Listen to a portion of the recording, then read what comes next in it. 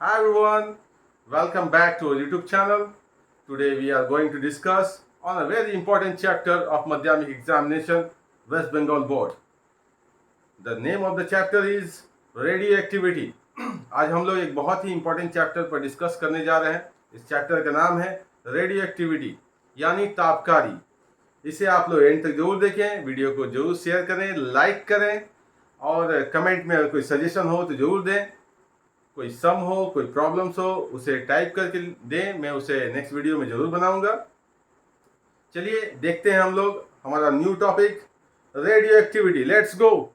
जैसा कि आप सब देख पा रहे हैं बोर्ड पर, तापकारी. सबसे पहले हम लोग इस टॉपिक को लेते हैं. तापकारी है क्या? तापकारी होता क्या है? आप देख सकते हैं ये एक न्यूक्लियाई मजर है, यानी न्यूक्लियर फेनोमेनन है. ठीक है, ये एक न्यूक्लियाई मजर है जिसके नतीजे में एक गैर मुस्तहकम एटम के न्यूक्लियस से आयोनाइजिंग रेडिएशन का खुद ब खुद अखराज होता है और न्यूक्लियस तवानाई खोती है. ठीक है, आप देख लीजिए, एकदम सिंपल सा स्टेटमेंट है. क्या है? तापकारी जो है एक न्यूक्लियर मजर है.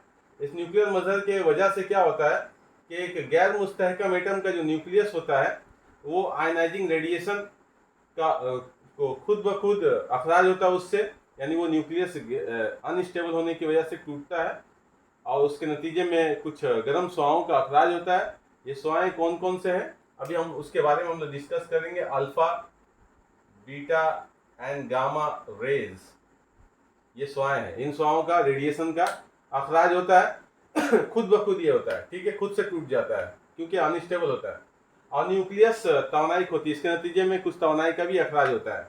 ठीक है, इसको हम लोग बोलते हैं तापकारी.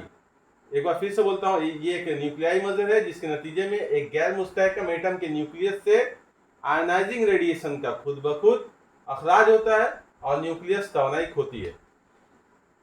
उसी के साथ एक और उससे रिलेटेड एक टॉपिक है जिसका नाम है तापकारी अनासिर यानी रेडियो एक्टिव एलिमेंट्स. वो तमाम अनासिर, वो तमाम एलिमेंट्स जिनके न्यूक्लियस से खुद ब खुद आयोनाइजिंग रेडिएशन का अखराज होता है, ऐसे अनासिर को हम लोग क्या बोलते हैं? तापकारी अनासिर बोलते हैं. ठीक है, यहाँ देखिए कुछ तापकारी अनासिर का मिसाल क्या क्या है.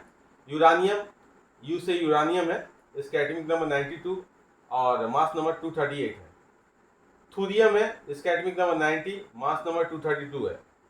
रेडियम है, एटॉमिक नंबर 88, मास नंबर 223 है.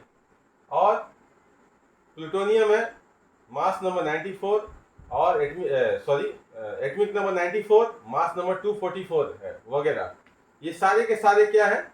एक रेडियो एक्टिव एलिमेंट्स है, यानी इनके न्यूक्लियस से ऑलवेज क्या होता है? अल्फा बीटा गामा रेस का अखराज होता है. ठीक है, और इसके नतीजे में क्या होता है? नया एलिमेंट तैयार हो जाता है. ठीक है, जिनके तबई और कीमियाई खवास पिछले वाले एलिमेंट से डिफरेंट होते हैं, मुख्तलिफ होते हैं. ठीक है, तो सबसे पहले ये जो तापकारी जो आप देख रहे हैं, ये तापकारी जो मजहर है यानी रेडियो एक्टिविटी है, इसका पता सबसे पहले लगाए थे हेनरी बेक्वायरल. हेनरी बेक्वायरल. ठीक है, ये नाम याद रखिएगा, हेनरी बेक्वायरल. ये हेनरी बेक्वायरल को हम लोग बोलते हैं father of radioactivity. Henri Becquerel को क्या बोलते हैं? Father of radioactivity. एक और नाम है एम क्यूरी यानी madam Marie Curie. Marie Curie, okay, Marie भी लिख देते हैं. एम क्यूरी उनको शॉर्ट में बोलते हैं Marie Curie. Okay, Marie Curie. ये भी इनको बोलते हैं मदर ऑफ रेडियो एक्टिविटी. ठीक है, याद रहेगा. फादर ऑफ रेडियो एक्टिविटी किसको बोलते हैं? हेनरी बेक्वायरल को. और मदर ऑफ रेडियो एक्टिविटी किसको बोलते हैं? मैरी क्यूरी को. इन दोनों ने ही इस तापकारी जो फेनोमेनन है इस पर अपना इमदाद दिया है, अपनी खोज को जारी रखा और इन चीज़ों को दुनिया के सामने लाया, इन दोनों की कोशिशों की वजह से ही. ठीक है, अच्छा, यूनिट ऑफ रेडियो एक्टिविटी. अगर पूछे एग्जाम में यूनिट ऑफ रेडियो एक्टिविटी तो आप सिंपली लिख दीजिएगा बेक्वायरल। Okay, becquerel. ओके, ये एसआई यूनिट है, एसआई में इसका यूनिट है, SI unit of radioactivity is becquerel. और सीजीएस में क्या होता है, सीजीएस में होता है क्यूरी। याद रखिएगा, सीजीएस में रेडियो एक्टिविटी का यूनिट क्या होता है, क्यूरी। एसआई में क्या होता है, बेक्वायरल। ओके, या इसको हम लोग बीक्यू भी बोलते हैं, बीक्यू भी लिखते हैं शॉर्ट में, बीक्यू। ओके, चलिए नेक्स्ट। क्या आप देख पा रहे हैं, अल्फा बीटा गामा स्वाओं के खवास और इनका मुआवजा हम एक बॉक्स की शक्ल में लिख दिए हैं। ये बॉक्स को सिर्फ आप एक नज़र देख लीजिएगा तो आपको खवास भी बयान हो जाएगा और साथ साथ आप इसको कंपेयर भी कर पाइएगा इनके प्रॉपर्टीज़ को। तो हमने प्रॉपर्टीज़ को, जो अल्फा बीटा गामा पार्टिकल्स की जो प्रॉपर्टीज़ हैं उनको हम लोगों ने कीमियत, charge, ionising power, speed, penetrating power की शक्ल में मैंने बांट दिया है। तो आप देखिए अल्फा पार्टिकल का जो कीमियत है वो क्या है, 6.64 इंटू 10 का पावर माइनस 27 किलोग्राम। ठीक है, इसका चार्ज जो होता है डबली चार्ज होता है एक्चुअली, ये इसमें पॉजिटिव चार्ज पाया जाता है, प्लस चार्ज। यहाँ पे एक प्लस लिख लीजिए, अल्फा पार्टिकल में पॉजिटिव चार्ज पाया जाता है यानी प्लस चार्ज। 2 इंटू 1.6 इंटू 10 का पावर माइनस 19 कूलम, यानी 2 प्रोटॉन के चार्ज के बराबर इसका चार्ज होता है। एक प्रोटॉन में 1.6 इंटू 10 का पावर माइनस 19 कूलम चार्ज होता है। तो 2 प्रोटॉन के लिए 2 टाइम्स 2 इंटू कर दिए हम लोग, इसका चार्ज जो होता है यहाँ पे लिखा हुआ है। अब देखिए यहाँ पर बीटा पार्टिकल का जो चार्ज होता है वो कितना होता है, एक इलेक्ट्रॉन के चार्ज के बराबर होता है, यानी माइनस 1.6 इंटू 10 का पावर माइनस 19 कूलम। ये देख सकते हैं। आयनाइजिंग पावर देख लीजिए, अल्फा पार्टिकल का सबसे ज्यादा होता है। अच्छा, बीटा पार्टिकल का मास देख लीजिए कितना होता है, 9.1 into 10 to power minus 31 kilogram. और गामा पार्टिकल्स में कोई कीमियत नहीं होती है, ये प्योरली एनर्जी होता है। ठीक है, कोई कीमियत नहीं होता है इसमें, और कोई चार्ज भी नहीं होता है गामा पार्टिकल में, ये याद रखिएगा। कंपेयर भी हो गया और इसका प्रॉपर्टीज भी बयान हो गए। आयनाइजिंग पावर देख लीजिए सबसे ज्यादा होता है अल्फा पार्टिकल में, क्योंकि डबली चार्ज है। आप देख सकते हैं 2 टाइम्स चार्ज इसमें मौजूद है। ठीक है, तो ये अगर गैसों से गुजरे तो गैसों को भी आयनाइज कर देता है ये अल्फा पार्टिकल। अच्छा, बीटा पार्टिकल का जो आयनाइजिंग पावर होता है वो अल्फा पार्टिकल के मुकाबले में कम होता है, क्योंकि इसका चार्ज की जो मिकदार है वो बहुत ही कम है, और साथ साथ इसका मास भी बहुत कम है अल्फा पार्टिकल के मुकाबले में। तो इसका जो आयनाइजिंग पावर है वो भी बहुत कम है अल्फा पार्टिकल के मुकाबले में। और गामा पार्टिकल में जैसा कि आप जान रहे हैं कि गामा पार्टिकल में ना कोई कीमियत होती है और ना ही उसमें चार्ज मौजूद होता है, इसलिए इसका जो आयनाइजिंग पावर है वो बहुत ही ज्यादा कम होता है। ठीक है, याद रहेगा। स्पीड देखिए, स्पीड क्या है, अल्फा पार्टिकल भारी होने की वजह से इसका स्पीड क्या है, कम है। 2 इंटू 10 का पावर 7 मीटर पर सेकेंड इसका स्पीड, इसका रेंज में रहता है इसका स्पीड।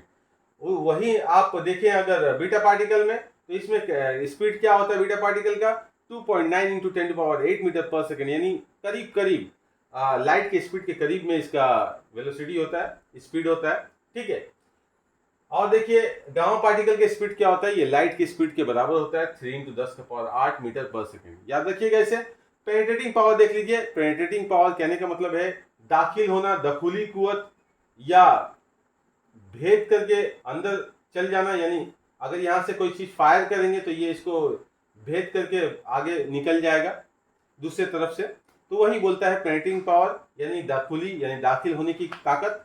तो यहाँ पे देखिए अल्फा पार्टिकल चूंकि भारी भी है, उसका स्पीड भी कम है, तो ये बहुत कम होता है। ये पेपर के जरिए, मोटे पेपर से भी रुक जाएगा, और इसके अलावा डेड स्किन के जरिए भी ये रुक जाता है।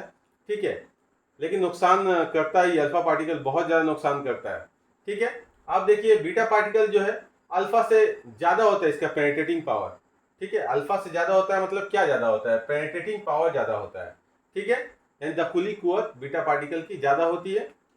ओके, इसके अलावा गामा पार्टिकल का आप देख लीजिए, इसका सबसे ज़्यादा होता है, क्योंकि इसका स्पीड भी सबसे ज़्यादा है, इसलिए इसका दखुली पावर भी क्या है, सबसे ज़्यादा है। सिंबल देख लीजिए, किस सिंबल के लिए हम अल्फा पार्टिकल को रिप्रेजेंट करते हैं। अल्फा पार्टिकल को रिप्रेजेंट किया जाता है हीलियम पार्टिकल से भी, क्योंकि ये हीलियम पार्टिकल डबली चार्ज से वो ताल्लुक रखता है, 2 प्रोटॉन 2 न्यूट्रॉन से। तो इसलिए अल्फा पार्टिकल को हम लोग हीलियम पार्टिकल भी बोलते हैं, डबली चार्ज यानी 2 चार्ज प्लस चार्ज रखने वाला। अच्छा, बीटा पार्टिकल, इसका जो सिंबल होता है 0e-1, क्योंकि बीटा पार्टिकल में नेगेटिव चार्ज होता है इसलिए इसको हम लोग 0e-1 भी लिखते हैं। और गामा पार्टिकल को सिंबल से जाहिर किया जाता है 0 गामा 0। ठीक है, तो ये 0 इसलिए है कि इसमें ना मास होता है ना ही इसमें चार्ज होता है, तो इसलिए इसके दोनों चीज़ों को 0 कर दिया गया है। ठीक है, ये रहा हमारा आज का टॉपिक। हम लोग इसको कंप्लीट करेंगे अगले वीडियो में। ठीक है, देखते हैं अगले वीडियो में कंप्लीट हो पाता है या नहीं, सारे टॉपिक्स को हम लोग देखेंगे। और अगर हमारे चैनल पर आप नए हैं तो प्लीज़ सब्सक्राइब कर दें, इस वीडियो को जरूर शेयर करें अपने दोस्तों के साथ, और वीडियो को एंड तक जरूर देखें, वीडियो को लाइक करें, शेयर करें, और हमारे साथ बने रहें। आप सबका बहुत बहुत शुक्रिया हमारे साथ बने रहने के लिए। Thanks for watching, thank you everyone. Next video में फिर मिलते हैं।